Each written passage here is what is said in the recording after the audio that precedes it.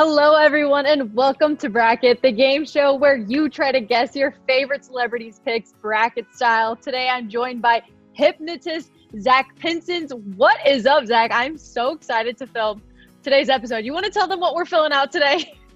Yeah, so a little known fact about me is even though I'm a hypnotist, I don't know why I said even though I'm a hypnotist as if it has anything to do with it, but a little known fact about me is that I'm a pretty big Taylor Swift fan. And so I decided to fill out a bracket of the very best Taylor Swift songs out there. What would you say is your favorite album of hers?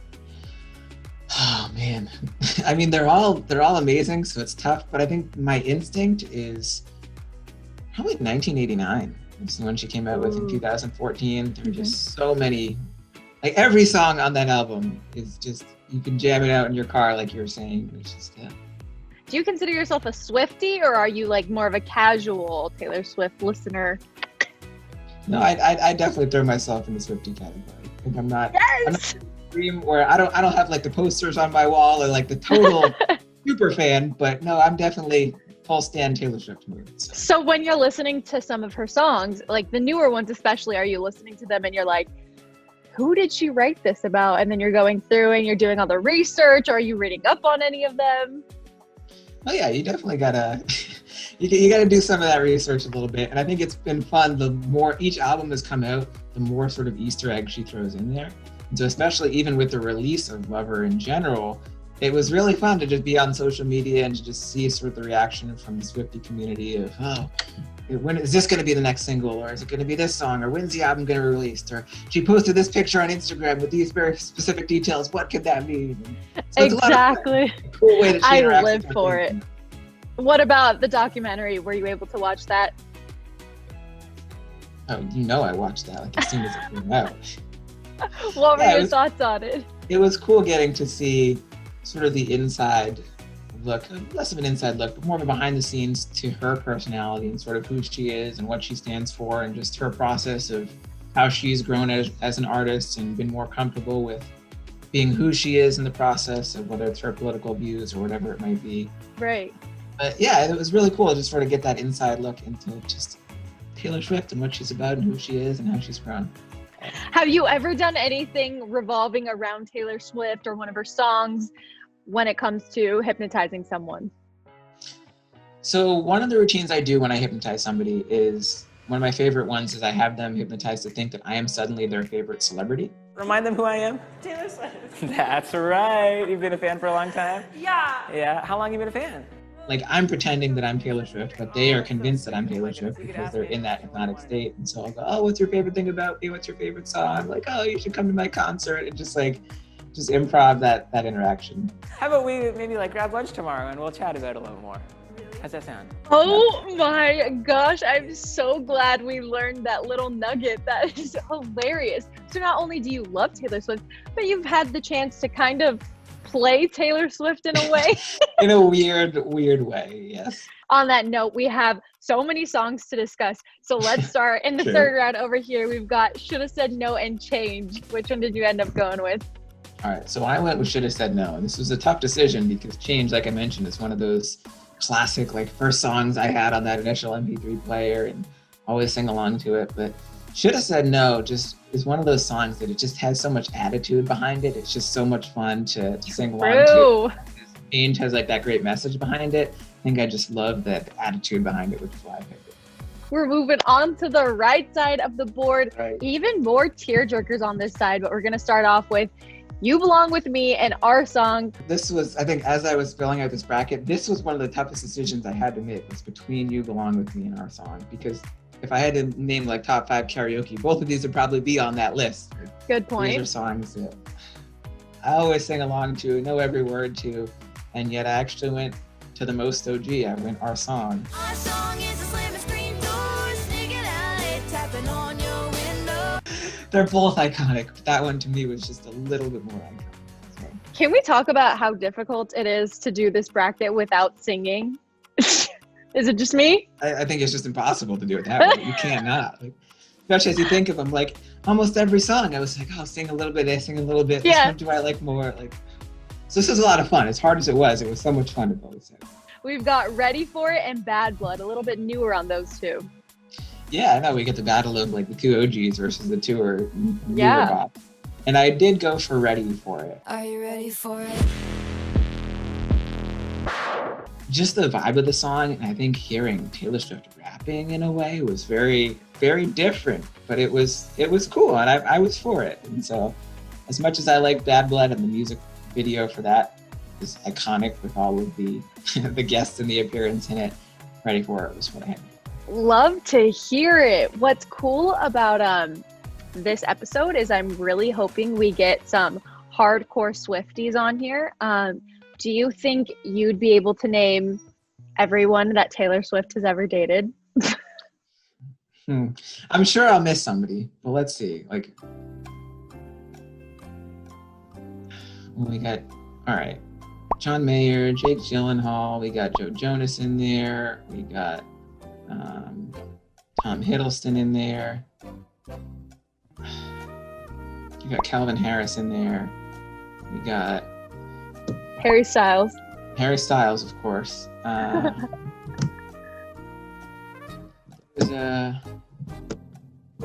Was Patrick Schwarzenegger on there? Was that one of them, or am I mixing it up with? I think there might be a few that we're missing in Oh, there. there's absolutely a few that they're missing. We'd have to dive into the internet and really figure this out. But that's the best part. We're going back to the left side. We have Should Have Said No and 15. This bracket is just getting tougher. I had to go with 15. Like I mentioned, it's just like one of the first songs that I had on my first music device. And as much as I love Should Have Said No and the attitude behind it, just the feel and the authenticity and the realness behind 15 is why I had to pick it. 3 of your final 4, they're all old songs. I'm loving that. OG Taylor Swift for the win. Then we have Blank Space and All Too Well. Who are you gonna go with? Okay, full disclosure, this was the most difficult decision on the entire bracket. Because like I mentioned, All Too Well is just iconic, underrated, just lyrical masterpiece that just can't compare to most other songs. And yet Blank Space is just one of those that like you can sing it as a fun upbeat song, you can sing it as a breakup song, it like you can jam it out in your car, you can just sit in your feels with it. Like it is just so multifaceted, and it was one of those that I will always sing at karaoke. And so it broke my heart to have to leave All Too Well off of the final 4. I had to go with Blank Space here. I got a blank space, baby, and I'll write your name. I'm loving this final 4. This is going to be very difficult, but take us through how you got to your final decision between 15 and Love Story. Yeah. And again, these are like off of the same album, like both fearless, iconic, classic songs. And I had to go with Love Story, as much as 15, again, like holds that special place like we're talking about, and it's just so iconic and real and authentic. Like Love Story is just, again, one of those iconic songs that even if you don't care about Taylor Swift or don't even like her music, you know that song.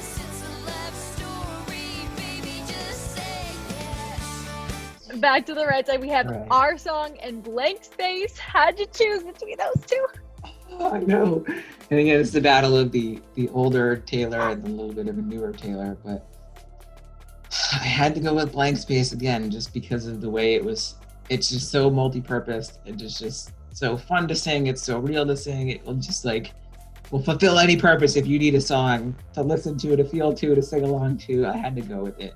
And as much as I always jam along to Our Song, and it is just classic country Taylor and probably what I would call the best song on her first album, I love Blank Space personally. And so, yeah, they're both so great. But I'm so shocked.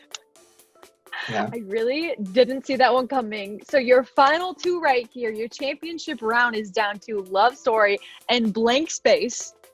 Yeah. Those are very different. They are very different. Okay, how'd you choose between these 2? Yeah, and so I ended up going with Love Story. There it is.